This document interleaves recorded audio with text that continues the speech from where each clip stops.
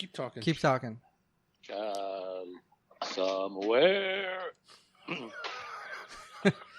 Like we that. said Don't talk, not rape a cat. Oh, sorry. Sorry. All right, one of these dogs is about to hump my leg. Sounds like a nice night at your house. I know. Yeah, right. I know what the episode intro is gonna say.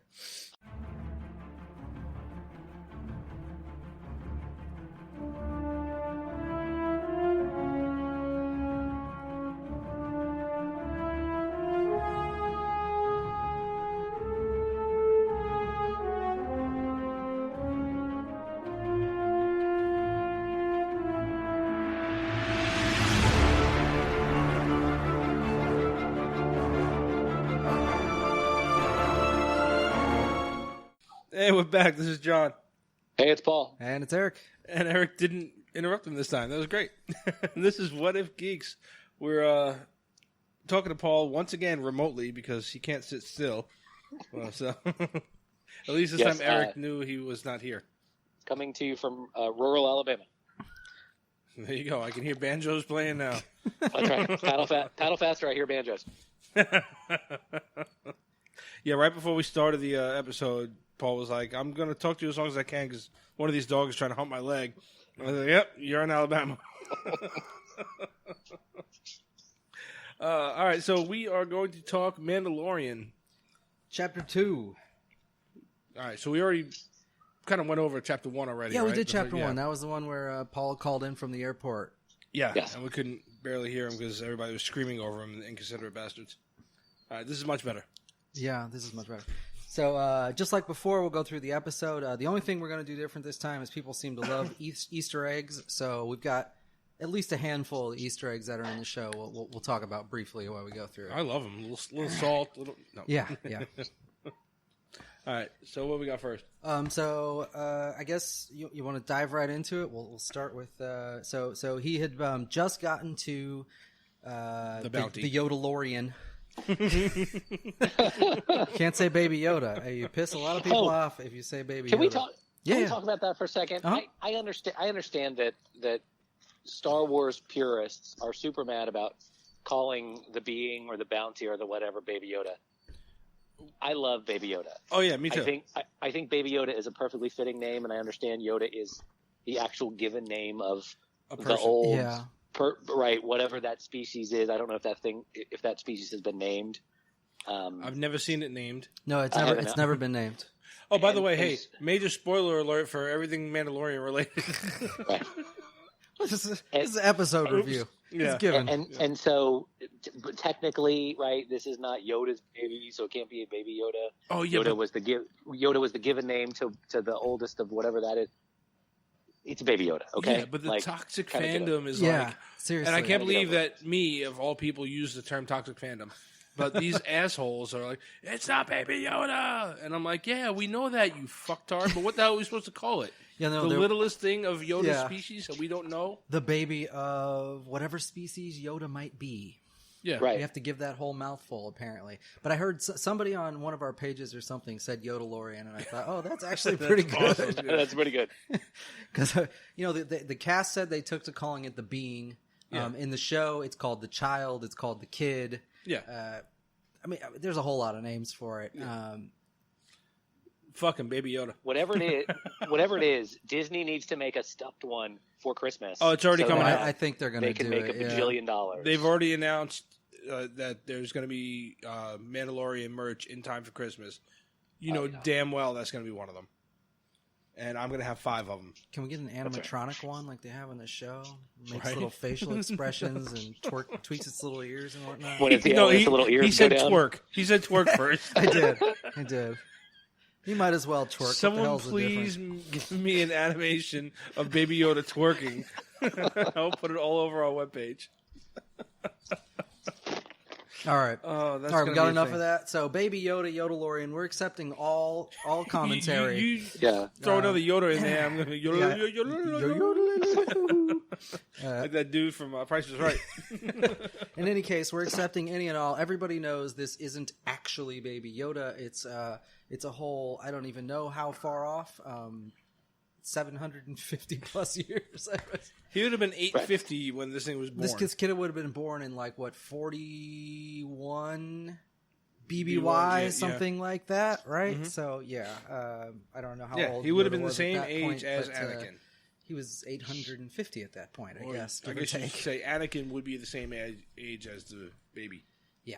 So, in any case, it's certainly not a baby Yoda, and it's certainly not a baby... Well, I shouldn't say this, but it's certainly not a baby of Yoda in my mind. I'm going with Yoda and Yaddle got freaky one night. Oh, you think they're going to show us a flashback of that? Oh, yeah, it's going to be Yoda at Dagobah going, on the pill she was. Lie that bitch did.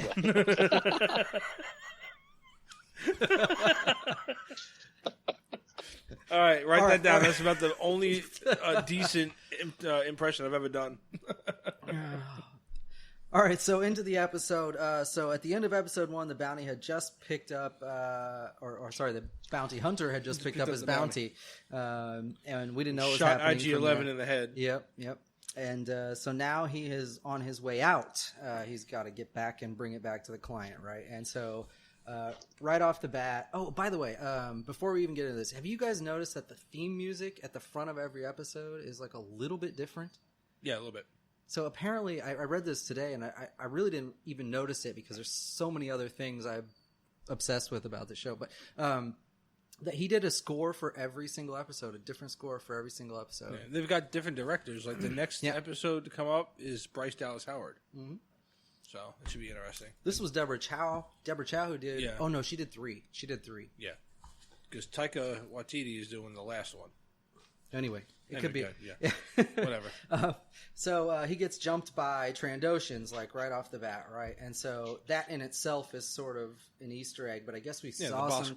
Do we see some Trandoshans in the first one? I think we did. Yeah, we definitely did. In the bar. When he walks into the cantina or whatever, on the second cantina. Holy shit, there's a lot of cantinas. I guess it's like a saloon, right? This is the Wild West. Anyway, so he gets jumped by these Trandoshans, and he basically kicks their ass. He doesn't need any help this time. Right. Which I'm not going to go to it, but yeah. But so one of the Trandoshans this is an Easter egg for people that seem to love these. He's wielding a slaver blade, which is actually from the Star Wars Republic Commando game. It hasn't existed in any of the films or any of the cartoons. It was strictly in a game, but he's got one. One of them's got one. Oh, cool.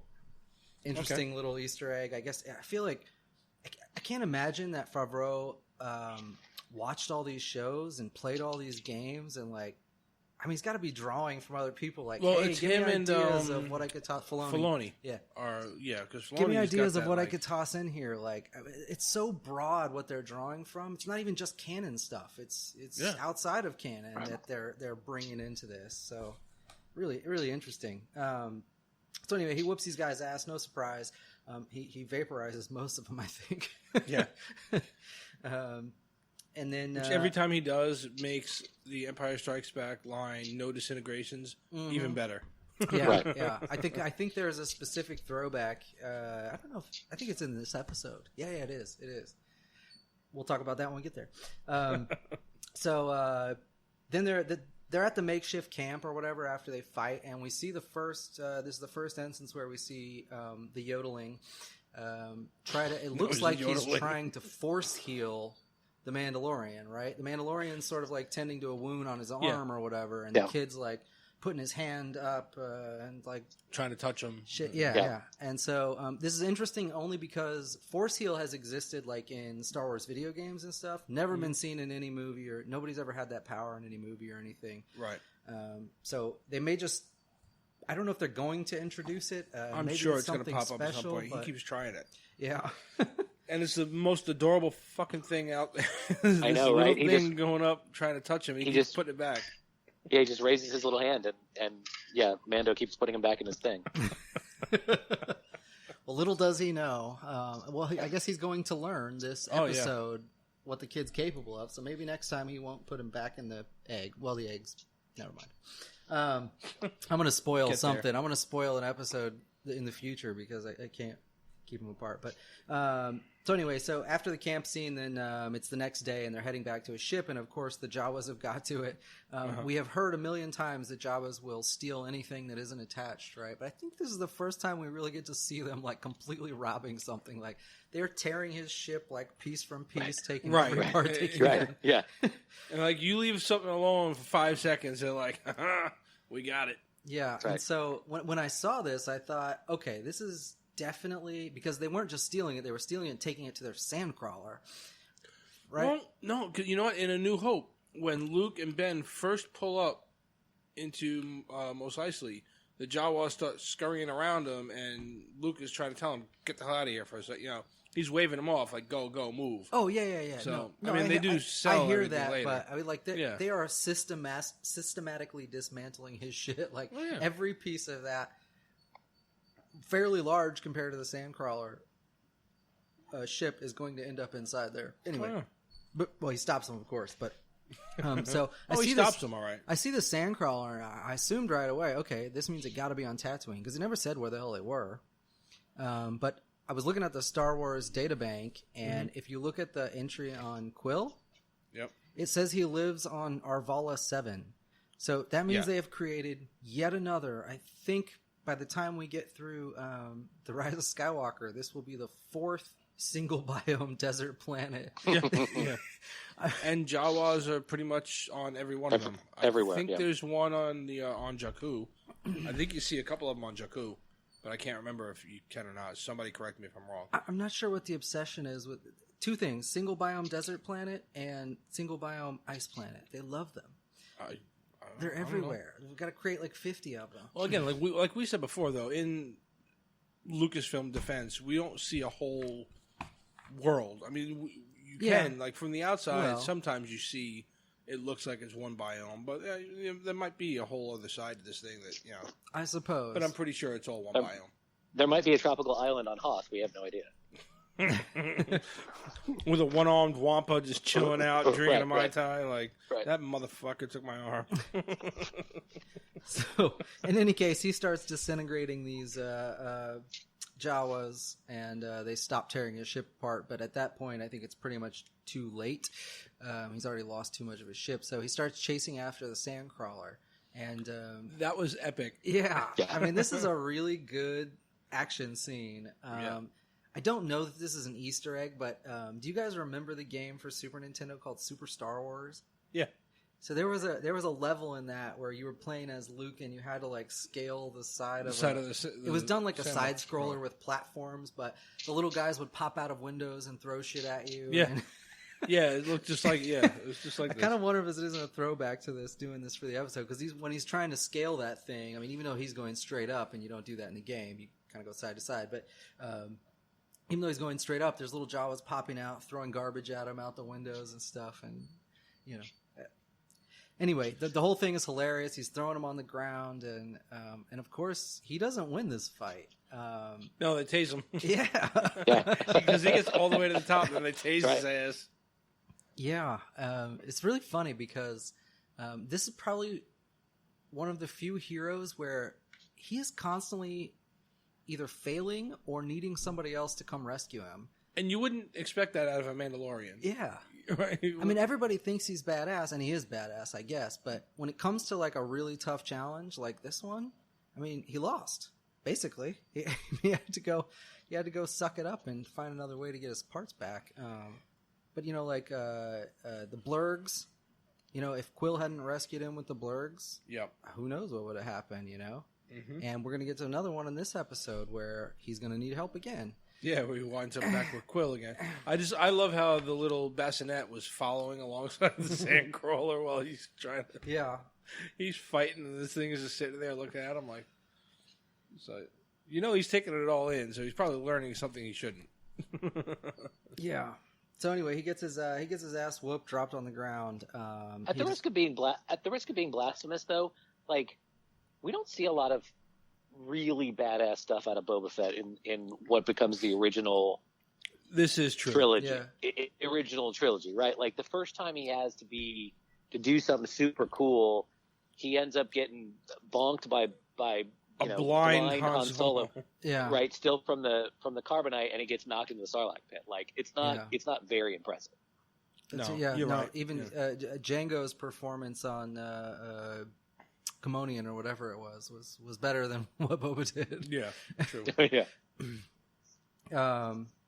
Yeah. So he goes back to the Quill's farm. Quill says, "Okay, we got to do something a little less violent, right? Let's trade with the Jawas." And he's like, "No fucking way!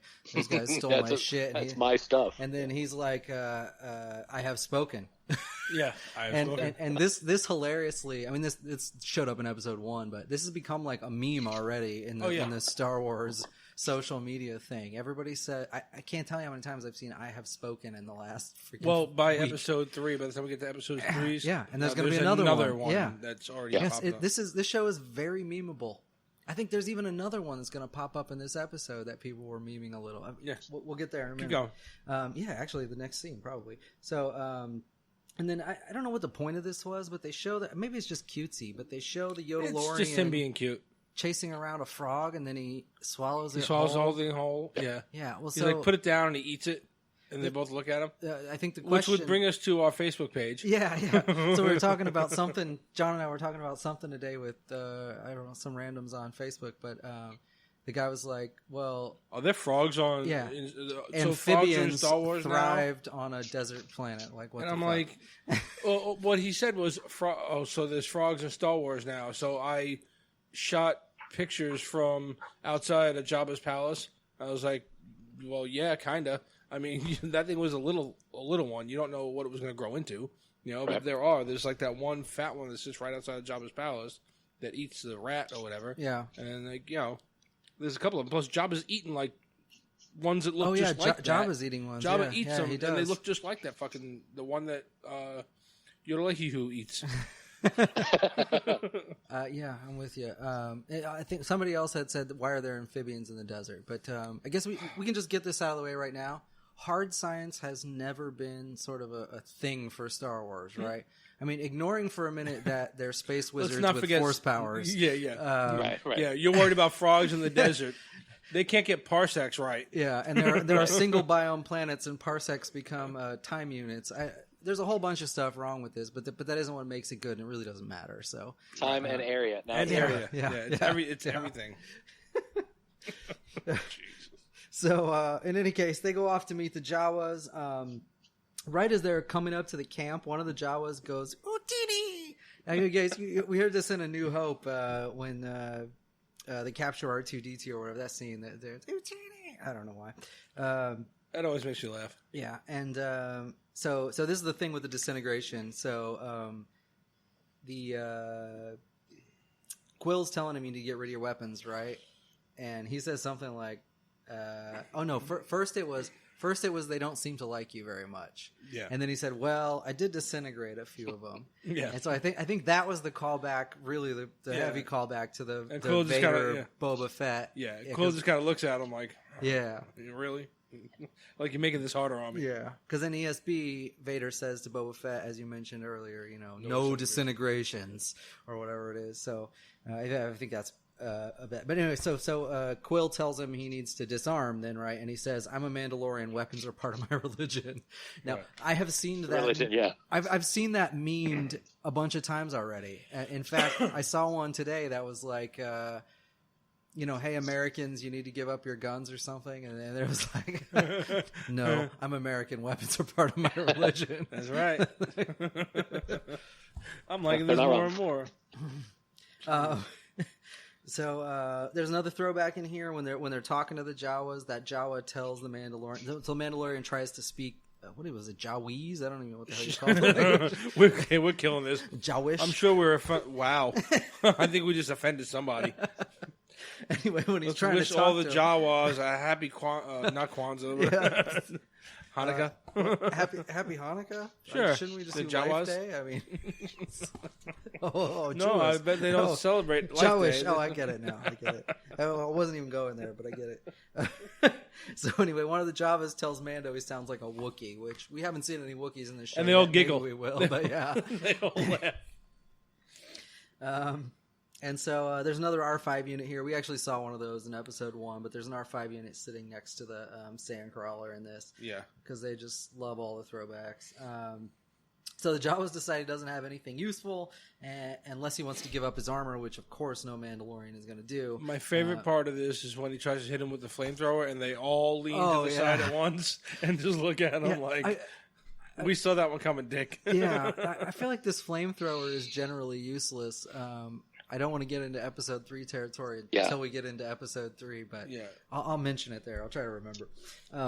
So the Jawas are like, okay, you got nothing useful for us unless you can get the egg, right? And he's like, the egg? What the fuck is the egg about? Well, yeah, when they first said the egg, I thought they meant like the bassinet that the thing was in. Mm-hmm. Yeah, me too. Yeah, Yodelor. Yodor the Barbarian. I'm just gonna make up random fucking names for this thing all episode. Yordor the Barbarian. So anyway, so he agrees to go get the eggs, or the egg rather, and they give him a ride in the Sandcrawler, which of course, just for a little comedic value, he has to stand in this bridge or whatever on the Sandcrawler that's like 3 feet tall. Oh yeah, and he's all crouched over, and then they hit a bump, and he's like smashing his head. Good thing he's got a Beskar helmet, I guess.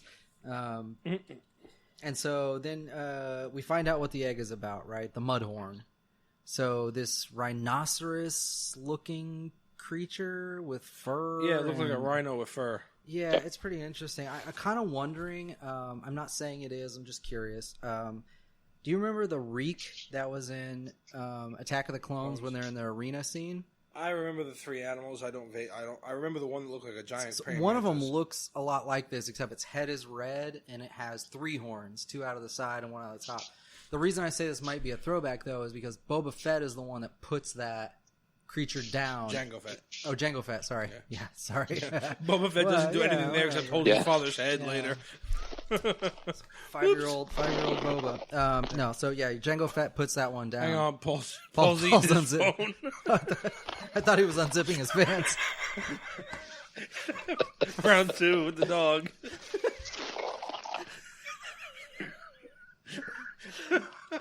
Oh God! Don't forget they like creamy peanut butter, not crunchy. So he's got to fight this Mudhorn, and he's getting his ass whooped basically. Paul's about to fight a Mudhorn. The male dog is literally humping her side. I need to take a picture of this and send it to you. What? So you're saying that they're not going to be able to breed hunting dogs? Yeah, not like this. He's just going to make his own hole. Oh Lord! Holy shit! All right, so went off the rails again. Mando gets his ass whooped basically by this Mudhorn. He's at a point where he's almost like blacking out or something. Yeah, you've seen his vision go off or whatever.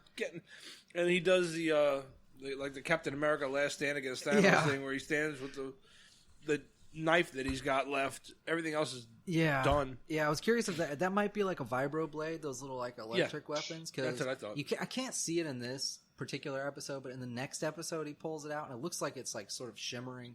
Yeah, maybe a different weapon. Who knows? But I need one of those. Yeah. So of course the Yodelorian saves him here, right? Mm-hmm. So he's about to get essentially trampled. It probably would have been the end of him. Who knows? And the most adorable use of the Force ever. Yeah. The little Yodelorian stands up and puts his little hand out there, and all of a sudden... He Dukins. Yeah.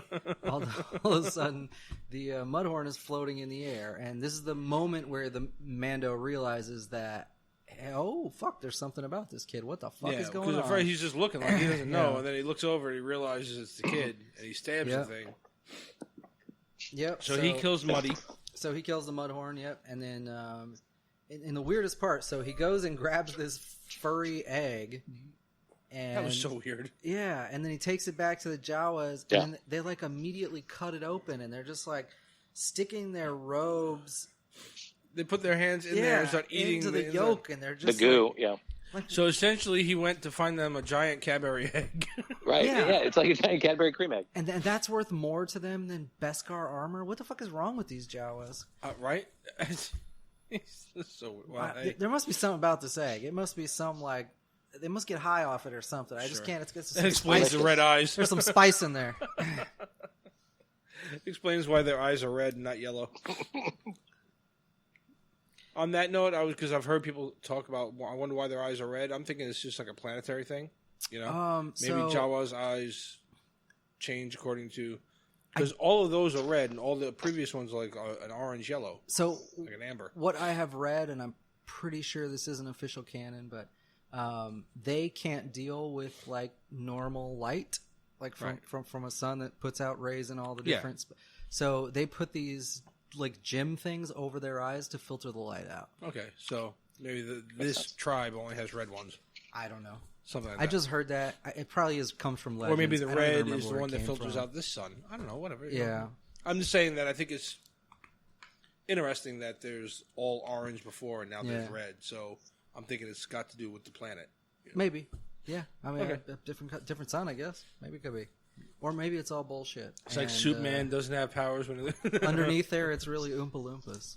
Oh, my God. So anyway, he gets all his parts back, and they go to repairing his ship, right? And apparently this is where you find out that Quill is like a master mechanic, and he can fix anything.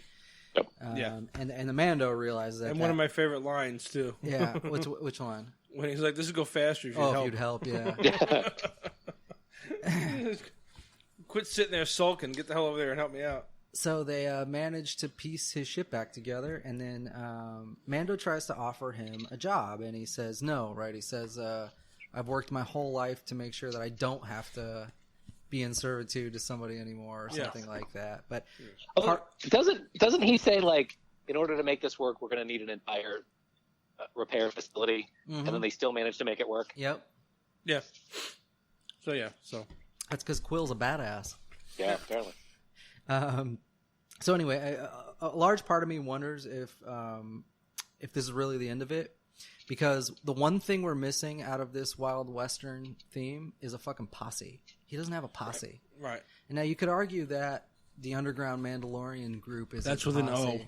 Yeah. You could argue that the underground Mandalorian group is a posse, but they don't roll around together, and other people save him that aren't Mandalorians. Right. Yeah, oh, yeah, no, I think you're going to see that coming up. So I have a vision, and I don't know anything. This is not a spoiler. I don't know shit. But by the end of Season 1, I hope that he has a posse that includes Quill, a repaired IG-11, the Yodalorian, and Cara Dune. Yeah. I think you're right. I think that's what's going to happen. That's what I hope. Although I don't think the Yodalorian is going to be with them. I think something else is going to happen. We'll talk about that later. But he can be the useful. You don't tell him to do anything, but at that last split second, he's where like the everybody's cleric in the about back to of get the group of D&D, and he heals everybody. Yeah, exactly. Everybody's about to get fucked, and then he does the healing rain. Oh, well, we can go on. Have you guys ever seen the website TV Tropes?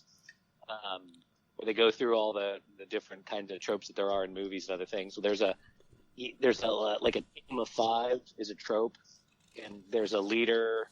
The second in command is different than the first. So if the leader is cool, the second in command's kind of hot under the collar. Right. There's there's the big guy. The tank. There's always a girl, and there's always a kid. Mm-hmm. And so the Yodalorian can be the kid. They just need a girl. So I guess IG-11 Cara would be Dune. the guy. Yeah, Cara Dune was one of the ones I was going to say was. Yeah. That's your girl. But see, I think, and I'll say it here now, because here's what I think. And moving forward, I think we're going to see his new quest is going to be to get Baby Yoda, Lorian Duda, to somebody that can help him. This kid's name's getting really long. I know, right? So he's going to bring him to Luke. I think you're going to see a DH Luke, much like you saw in Last Jedi, at the end of Season 1. Wow. That's a bold prediction. I think. That would be crazy. Yep. I think at least maybe it's going to be in like that Wednesday episode that drops right before Rise of Skywalker comes out. Uh-huh. And then you will see, I'm just curious, because again, production dates and stuff between this and the movie do overlap a little bit here and there, and they've had this in work for a while. Yeah. But what if he was one of Luke's first students, right? And then Luke thinks he's dead because you see, like, all you've seen so far is flashbacks with Luke, right? With the Jedi Academy burning to the ground. Right? So Kylo turned. I still think Kylo turned a handful of students bad. They burned down the damn place. They tried to kill everybody else. I think what would be cool, to me anyway, wild prediction, Luke thinks everybody's dead, so he goes off into hiding. But you're going to see in Rise of Skywalker, you'll see that same flaming temple from the other side. And maybe like this dude was out like picking berries or some shit, and he sees everything blow up, and he's not there. And then he shows up in Rise of Skywalker at 80 years old. So I can almost guarantee you this. There's going to be a connection between Mandalorian and the Rise of Skywalker. Guaranteed. Because there was no reason. I think he's it. The way they accelerated the episode release, they could have done one per week, right? But instead, they accelerated at the beginning and did one after 3 days, and they've accelerated at the end. And there's a reason they're dropping that one on the Wednesday before the movie shows up. So I think there's only one single episode that releases after The Rise of Skywalker now, even though there should have been 3. But they've accelerated the schedule. So I really think there's definitely going to be a connection, and you can expect it to be in the second or third to last episode. Or there's no reason for them to accelerate the schedule like that. There was no reason. So I think that was actually it for Chapter 2. At this point, he finally makes it out, and he's on his way back to deliver that bounty to the client. Yeah. Right? Yeah, and the thing is passed out in the ship the whole time. Oh, yes. It is exhausted from... using the Force. Yeah. All right, on to Chapter 3. And we'll pick up pretty much right where we left off. But go ahead, Paul. You want to... Let's... No, I got to drop off, but I look forward to hearing your... downloading this episode and hearing about episode 3. Okay. All right, cool. We'll do it as a separate one. All right. We'll do a bunch of 3. All right, so let's do the official sign off, Paul. All right, well, yeah, there you go. So if you guys agree, disagree, whatever, hit us up. Let us know what you think of episode 2 of The Mandalorian. Stay tuned for episode 3 in about 5 seconds. And hit us up at whatifgeeks.com, whatifgeeks@gmail.com. Facebook, Twitter, Instagram. You're all over Facebook. If you're on Facebook and listening, let us know. We want to know. We want to hear from you. Exactly. We've got to try to get some of this interaction, intermingling on the social medias. So that's it from all of us. Paul, thanks for calling in. We appreciate it. Yes. Stay away from the dogs. I will be back. Be back in town Tuesday, and we'll do it live. Woohoo! It'd be great. All right. So in that case, good night, Tony. Good night, Baby Yoda. Good night, aggressively humping dog.